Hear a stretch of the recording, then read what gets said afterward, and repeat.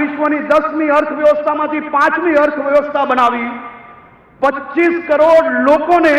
ગરીબી રેખામાંથી બહાર કાઢ્યા, યુપીઆઈ થી ભારત વિશ્વનો સૌથી મોટો ડિજિટલ પેમેન્ટ દેશ બન્યો, જીએસટી લાગુ કરી આખા દેશને એક બજાર બનાવ્યું, આયુષ્માન ભારત દ્વારા 50 કરોડ ગરીબોને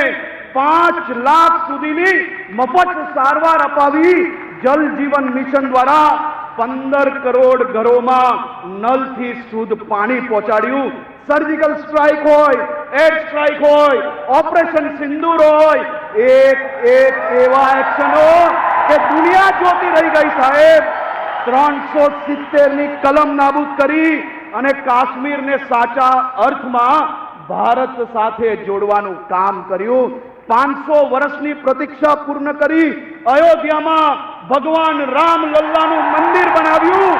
કાશી હોય, અયોધ્યા હોય, કેદારનાથ હોય કે પાવાગઢ હોય, આપણી આસ્થાના કેન્દ્રોનું ભવ્ય જીર્ણોદ્ધાર કરાવ્યું, દેશમાં 500 નવા એરપોર્ટ, હેલીપેડ, એર સ્ટ્રીપ વિકસાવ્યા અને આજે જ સાંજે સાહેબ આપણે વલસાડના લોકોને હવે સુરત સુધી નહીં આવવું પડે, બાજુમાં દમણમાં નવું એરપોર્ટ આજે લોકાર્પણ કરવા જઈ રહ્યા છે। વંદે ભારત